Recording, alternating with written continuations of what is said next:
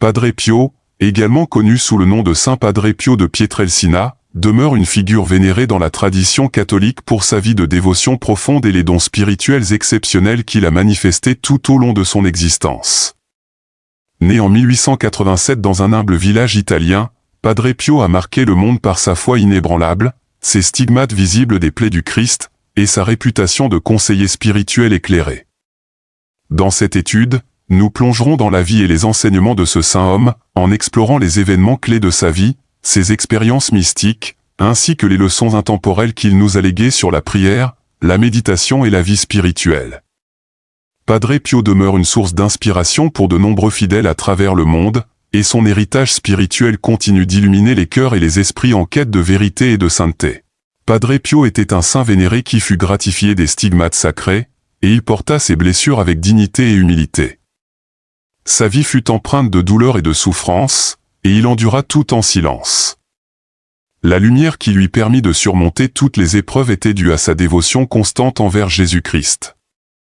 Dans les instants précédant la mort de Padre Pio, Jésus-Christ lui-même lui apparut et lui parla. Il est également un saint porteur des 5 plaies du Christ, ayant la gloire d'avoir éprouvé sa douleur, sa souffrance et son sacrifice dans le parcours du salut. En plus des plaies des clous et des lances, Saint Pio reçut également la lacération que notre Seigneur avait subie à l'épaule en portant la croix. Une blessure infligée par Jésus, révélée à Saint Bernard, saint vivant du XXe siècle. Padre Pio naquit dans une famille paysanne pauvre dans la ville rurale italienne de Petrosena. Enfant, il exprima à ses parents son désir de devenir moine, un rêve que ses parents soutinrent grandement. Il reçut un enseignement privé jusqu'à son entrée au noviciat des frères capucins à l'âge de 15 ans, de santé chétive mais de volonté forte. Avec l'aide de la grâce, il acheva les études requises et fut ordonné prêtre en 1910. Sa vie entière fut marquée par de longues heures de prière et une austérité continue. Ses lettres à ses directeurs spirituels révèlent la souffrance ineffable, tant physique que spirituelle, qui l'accompagna toute sa vie. Elle révèle également sa profonde union avec Dieu et son amour ardent pour la Sainte Eucharistie et notre Sainte Mère.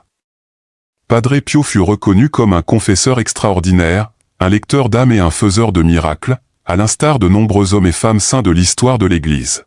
Il eut une relation tumultueuse avec les autorités ecclésiastiques, tant au sein de son ordre capucin qu'à Rome. Dans les années 1920, ses facultés de célébrer les sacrements publiquement furent révoquées en raison de diverses accusations portées contre lui.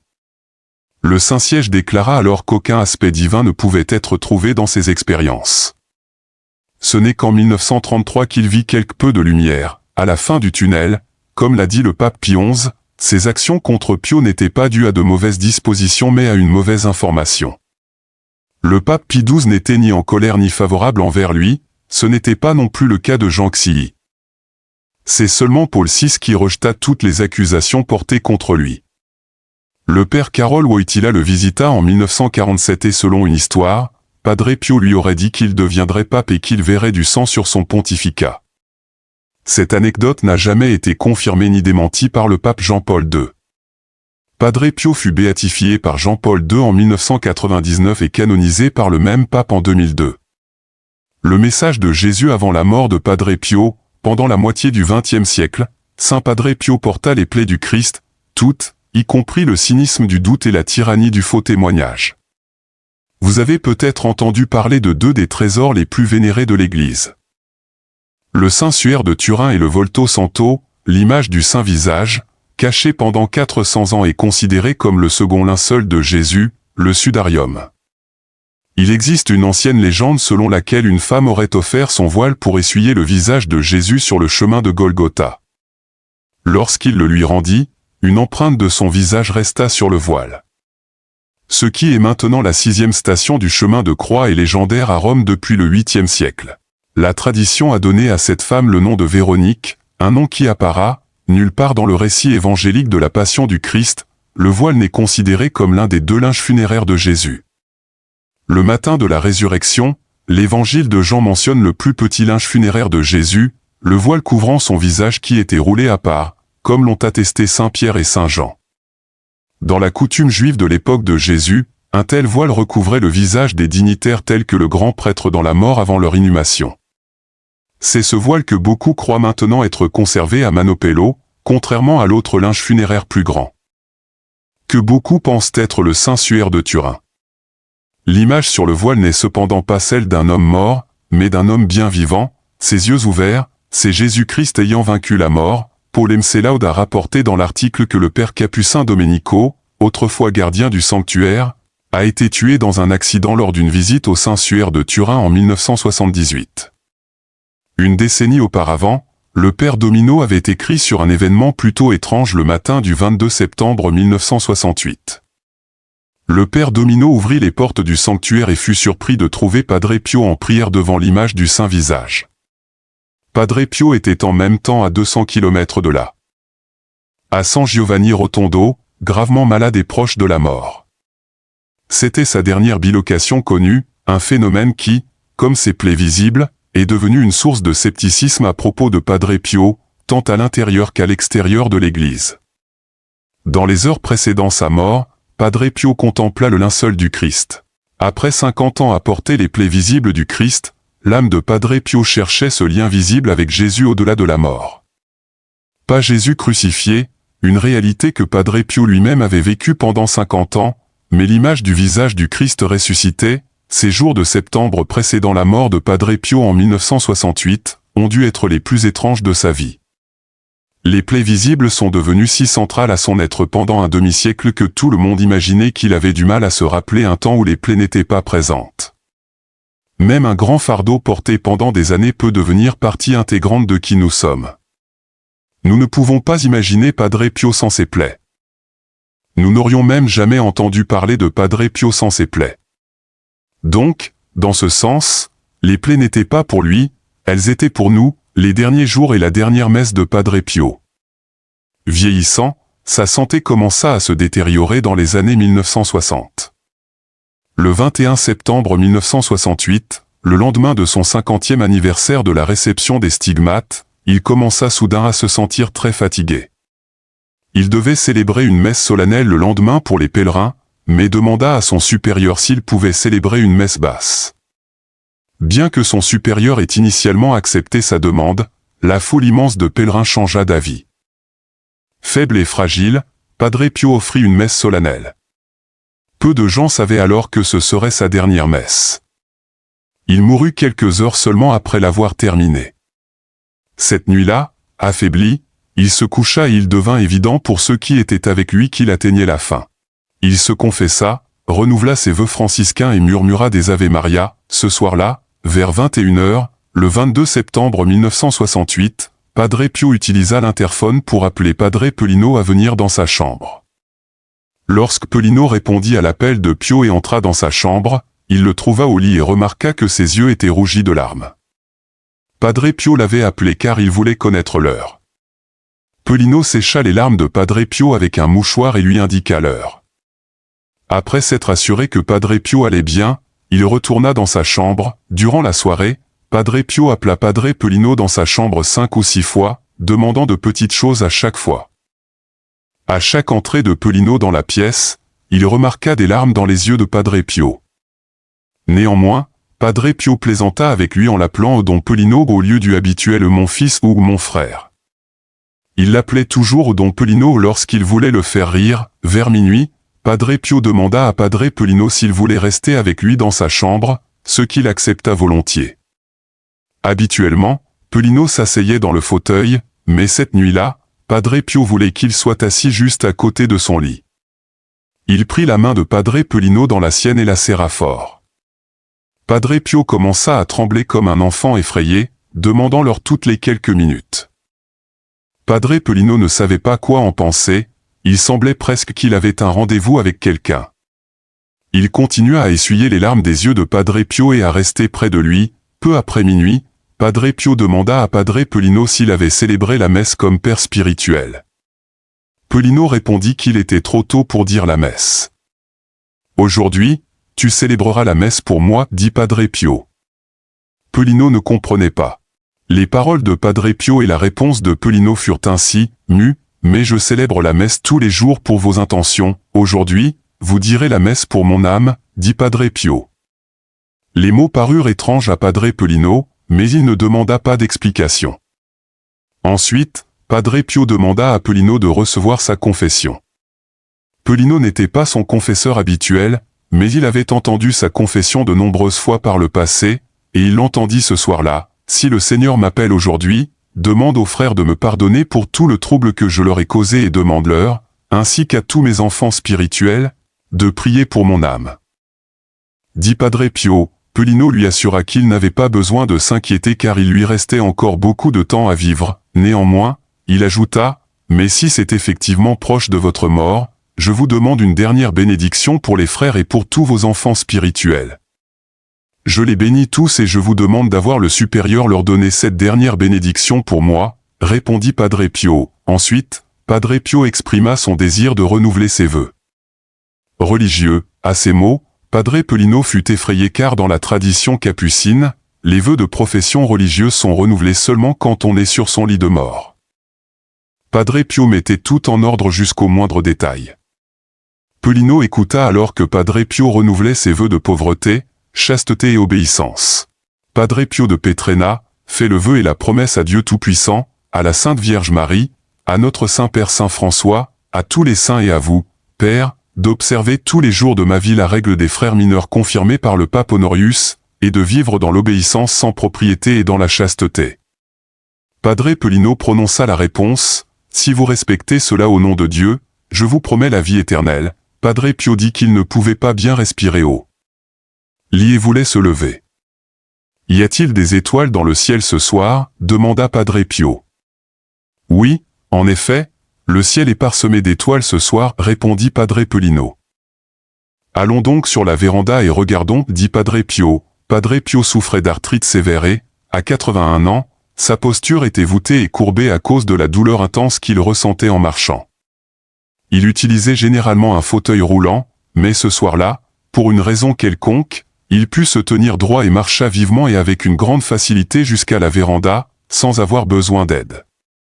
Soudain, il parut rajeuni de 20 ans, arrivé sur la véranda, Padre Pio alluma la lumière, ce qu'il n'avait pas fait depuis très longtemps, tant que tout le monde ne se rappelait même plus.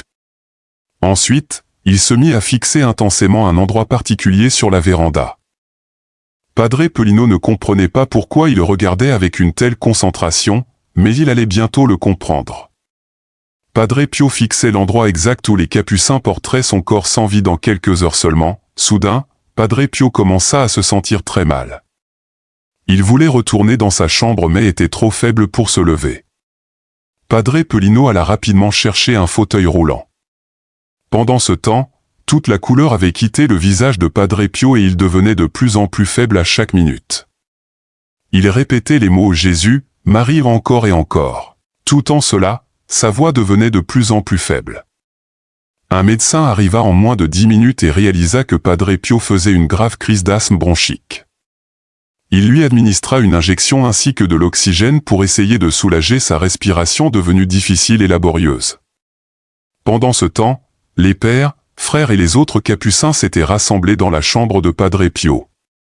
Alors que les médecins faisaient de leur mieux pour aider Padre Pio, les capucins se tenaient à genoux près de lui et priaient le Notre Père, le Je vous salue Marie, la prière pour une sainte mort et la prière à Saint Joseph, patron des mourants. Ensemble, ils répétaient Jésus. Marie et Joseph, je vous donne mon cœur et mon âme. Jésus, Marie et Joseph, assistez-moi dans mon dernier agonie. Jésus, Marie et Joseph, que mon âme expire paisiblement en vous. Les saintes huiles furent préparées et le Père Pao administra les derniers sacrements à Padre Pio. Padre Pio était pleinement conscient et était très conscient de tout ce qui se passait. Ses pieds et ses mains devenaient très froids et il transpirait abondamment. Lorsque les médecins réalisèrent qu'il faisait une crise cardiaque, ils lui administrèrent une injection directement dans son cœur. Les yeux fermés, il continuait à répéter les mots Jésus, Marie. Vers la fin, ses lèvres formaient les mots mais il ne pouvait émettre aucun son, pas même un murmure. Les capucins l'appelaient Padre, Padre. Il ouvrit les yeux une dernière fois et regarda ses chers frères. À 2h30 du matin, le 23 septembre 1968, son chapelet serré entre ses mains, Padre Pio inclina doucement la tête et s'éteignit. ceux qui avaient été présents durant les derniers moments de Padre Pio ont déclaré que c'était le passage le plus doux et le plus beau qu'ils aient jamais vu. Padre Pio avait vécu une vie sainte et il était mort une mort sainte. Les 5 plaies du Christ, le 7 septembre 1910, dans sa première année de ministère, Padre Pio reçut les premières stigmates sous l'orme de Pian Romana. Dans une lettre à son directeur spirituel, il décrit l'incident. Au centre de mes mains, une tache rouge est apparue, de la taille d'une pièce, accompagnée d'une douleur intense aux pieds. Cette douleur dans ses mains et ses pieds fut la première occurrence des stigmates, bien qu'elles ne fussent pas visibles à ce moment-là. Les stigmates de Padre Pio devinrent visibles le 20 septembre 1918, après sa messe du matin. Alors qu'il méditait sur la passion et la mort de Jésus, une entité céleste lui apparut, les mains, les pieds et le côté de cette entité céleste étaient percés et saignaient. Il parvint à regagner sa cellule et banda ses plaies du mieux qu'il put. Les jours suivants, il tenta de garder ses mains cachées sous les manches longues de sa soutane. Il souffrait à la fois physiquement et spirituellement, plongé dans cette expérience intense. Épuisé, il s'endormit. Lorsqu'il se réveilla, il ressentit une douleur incroyable au centre de ses mains et de ses pieds, et il vit que la douleur était due à des plaies sanglantes de la taille d'une pièce de 2 cm. Padre Pio raconta à son directeur spirituel, « Je priais avant que le Christ ne soit crucifié et je me sentais emporté peu à peu dans un état de sérénité croissante. C'était comme un doux sommeil dans lequel je me réjouissais tandis que je priais. Une grande paix m'envahissait. À un moment donné, une entité mystérieuse m'est apparue, semblable à celle que j'avais vue le soir du 5 août. La seule différence était que du sang coulait des mains, des pieds et du côté de cette entité, malgré la tentative initiale de Padre Pio, dans son embarras et sa confusion, de garder les plaies cachées, le père gardien du couvent réalisa bientôt qu'il se passait quelque chose. Au 2e ou 3e jour après le 20 septembre, il se rendit dans la cellule de Padre Pio pour le confronter. Pauvre Pio éclata en larmes et admit tout à son supérieur.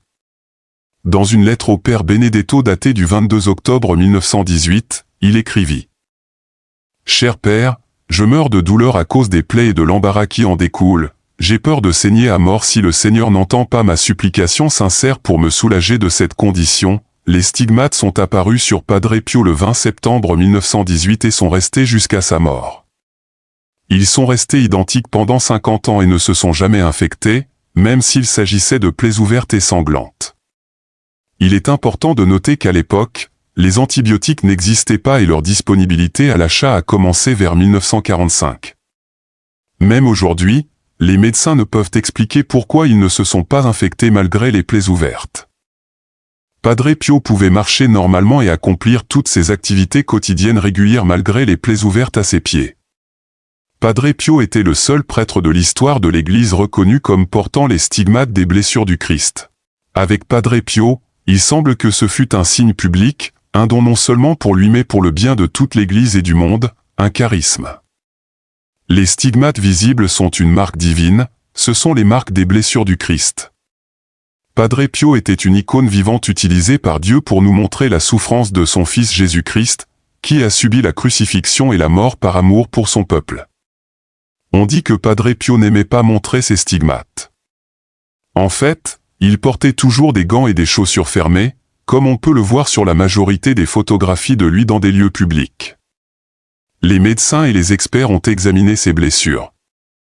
Mais personne n'a pu en donner une explication scientifique. Selon le père gardien du monastère où résidait Padre Pio, 10 minutes après la mort de Padre Pio, toute trace de stigmates sur ses mains, ses pieds et son côté avaient disparu.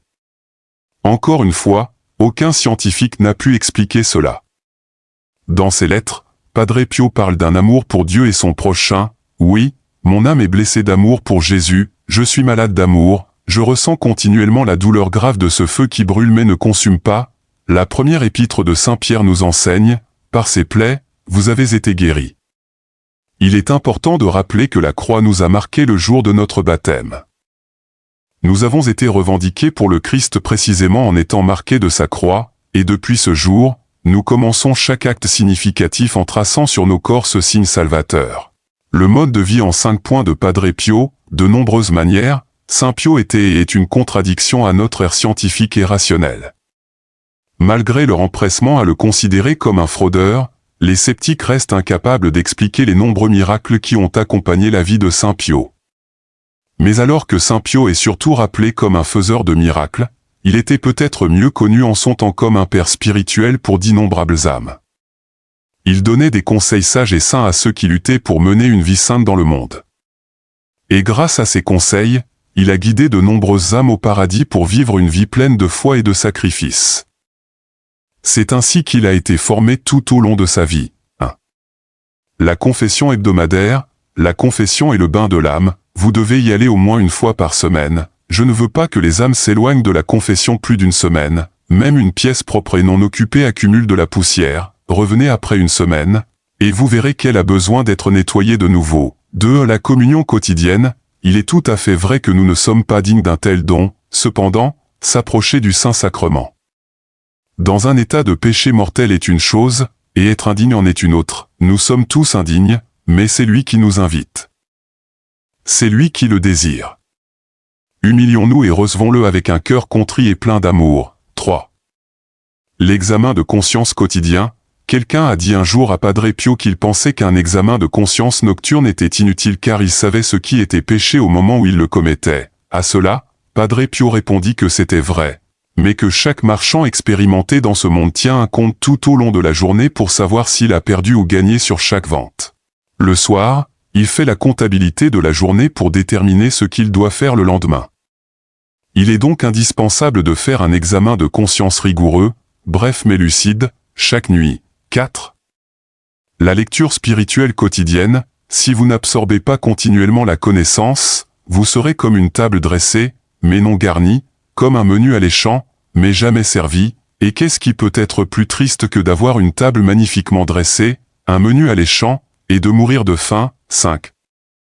La méditation quotidienne sur la passion de Jésus. Méditer chaque jour sur la passion de notre Seigneur. C'est la meilleure façon de renoncer aux plaisirs de la terre et de trouver consolation dans le Christ crucifié. La prière mentale 2 fois par jour. Si vous ne parvenez pas à méditer correctement, ne renoncez pas à votre devoir. Si les distractions sont nombreuses, ne soyez pas découragés, pratiquez la méditation de la patience et vous en tirerez tout de même profit. Déterminez la durée de votre méditation et ne quittez pas votre place avant d'avoir terminé, même s'il faut que vous soyez crucifié. Pourquoi vous inquiétez-vous tant parce que vous ne savez pas méditer comme vous le voudriez? La méditation est un moyen d'atteindre Dieu, mais ce n'est pas un but en soi. La méditation vise l'amour de Dieu et du prochain. Aimez Dieu de toute votre âme sans réserve et aimez votre prochain comme vous-même. Et vous aurez accompli la moitié de votre méditation. Bien sûr, si vous avez beaucoup de temps, priez chaque fois que vous le pouvez, 2 fois par jour, 3 fois de plus, voire passer une demi-journée ou une journée entière juste pour parler à Dieu. C'est la connexion que vous devez absolument construire. En conclusion, la vie et l'héritage de Padre Pio continuent d'éclairer notre chemin spirituel de manière profonde et significative. Sa dévotion ardente envers Dieu, son engagement envers la prière et la méditation, et sa compassion infinie envers les âmes en détresse restent des exemples inspirants pour tous les chercheurs de vérité et de sainteté. Les stigmates qu'il portait, symbole de son union mystique avec le Christ, rappellent l'appel universel à la transformation intérieure et à l'amour inconditionnel. Que la vie de Padre Pio nous encourage à approfondir notre relation avec Dieu, à cultiver la prière constante et à vivre chaque jour avec un cœur rempli de charité envers tous ceux que nous rencontrons sur notre chemin. Comme lui, puissions-nous devenir des témoins vivants de la puissance de la foi et de l'amour divin dans le monde d'aujourd'hui et pour les générations à venir.